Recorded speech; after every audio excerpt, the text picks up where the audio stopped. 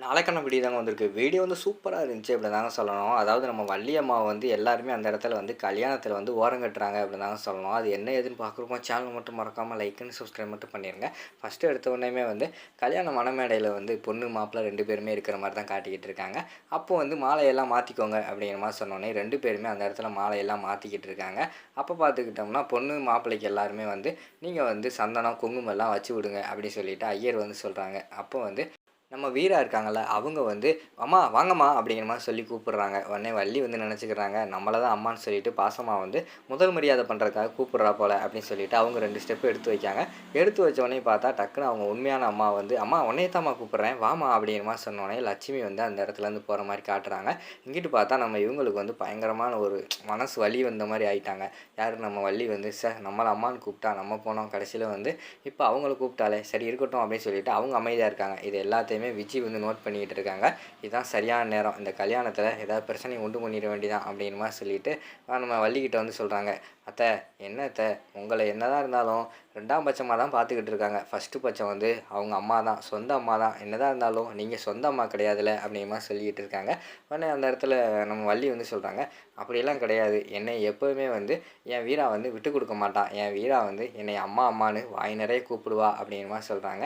"அத்த நான் சொல்றத ஒரு நிமிஷம் புரிஞ்சுக்கோங்க. வாய் நெறைய அம்மா அம்மான்னு கூப்பிட்டதாலலாம் நீங்கலாம் அம்மாவாக முடியாது. உண்மையான அம்மா வந்து அவங்க அம்மா தான். இப்ப பார்த்தீங்கள்ல, முதல் மரியாதை கூட அம்மான்னு கூப்பிட்டு அவங்களுக்கு தான் குடுக்காங்க. நீங்க தான் சொன்னீங்களே என்னமோ வந்து அம்மா அம்மான்னு கூப்பிடுவாங்கன்னு சொல்லிட்டு. ஏன் உங்கள கூப்பிட்டு பண்ண சொல்ல வேண்டியதானே? பார்த்தீங்கள்ல, என்ன இருந்தாலும் வந்து அவங்க அம்மாவ தான் ஃபர்ஸ்ட்டு கூப்பிடுறாங்க. நீங்க என்னதான் இருந்தாலும் நீங்க வந்து அவங்களுக்கு அப்புறம் தான்" அப்படிங்கிற மாரி சொல்லிட்டு இருக்காங்க. "இல்ல என் வீரா அப்படியெல்லாம் நினைக்க மாட்டா" அப்படிங்கிற மாரி சொல்லிட்டு இருக்காங்க. "அத்த நான் சொல்றது தான் உண்மை. நான் உங்கள வாய் நெறைய வந்து அத்தை அத்தைன்னு கூப்பிடுறேன். ஆனா அவங்க சும்மா தான் உங்கள வந்து அம்மா அம்மான்னு கூப்பிடுறாங்க. அவங்க மனசுக்குள்ள நீங்க வந்து அம்மா ஸ்தானத்தில கிடையாது அத்தை" அப்படிங்கிற மாரி சொல்லிக்கிட்டு இருக்காங்க.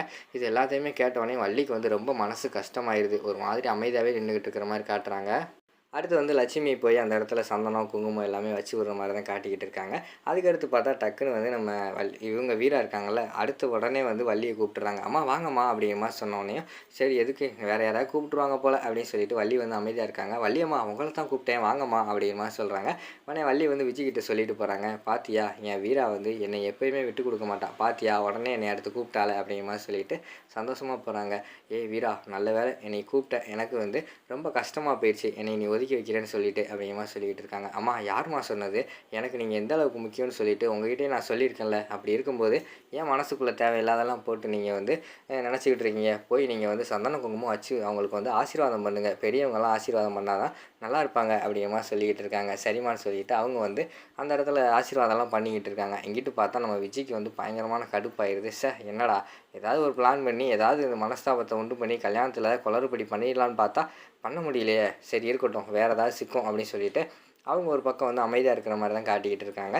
அடுத்த சீன்ல பார்த்துக்கிட்டோம்னா, நம்ம இவங்கள காட்டுறாங்க. கண்மணிய காட்டுறாங்க. கண்மணி வந்து டிரைவர் கூட பயங்கரமான பிளான் போட்டுக்கிட்டு இருக்காங்க. எப்படியாவது வந்து கல்யாணத்த நிப்பாட்டிறணும் சரியா? அப்படிங்கிற மாரி சொல்றாங்க. "நீங்க ஒண்ணும் கவலையப்படாதீங்க மேடம். உங்க தங்கச்சி எப்பயாவது தனியா சிக்குவாங்க. நாங்க வந்து ஆளெல்லாம் செட் பண்ணிட்டோம். கண்டிப்பா வந்து உங்க தங்கச்சிய தூக்கிருவோம்" அப்படிங்கிற மாரி சொல்லிக்கிட்டு இருக்காங்க. "சொல்லாதீங்க. ஃபர்ஸ்ட்டு வேலைய செய்யுங்க" அப்படிங்கிற மாரி சொல்லிக்கிட்டு இருக்காங்க. அந்த நேரத்தில வீரா வந்து கண்மணிய வந்து கூப்பிடுறாங்க. "ஏய் கண்மணி இங்க வா. அங்க என்ன பேசிக்கிட்டு இருக்க? வந்து சந்தன குங்குமம்லாம் வச்சு விடு" அப்படிங்கிற மாரி சொன்னோனே கண்மணி வராங்க. வந்துட்டு அவங்க வந்து சந்தன குங்குமம்லாம் வச்சு விட்டுக்கிட்டு இருக்காங்க. வச்சு விட்டுக்கிட்டே அவங்க வந்து மனசுக்குள்ள நெனச்சுக்கிட்டு இருக்காங்க. "ஓ 2 பேரும் சந்தோஷமா சிரிச்சுக்கிட்டு இருக்கீங்களா? சிரிங்க சிரிங்க. நீங்க சிரிக்கிற கடைசி சிரிப்பு இதுவா தான் இருக்கும். ஏன்னா வந்து இந்த கல்யாணத்த நான் நடக்க விட மாட்டேன். நான் சொல்றது நடக்குதா இல்லையான்னு பாருங்க" அப்படின்னு சொல்லிட்டு வில்லத்தனமா யோசிச்சுக்கிட்டு இருக்கிற மாரி தான் காட்டுறாங்க. அதோட பார்த்துக்கிட்டிங்கன்னா அந்த எபிசோட வந்து முடிச்சிடுறாங்க.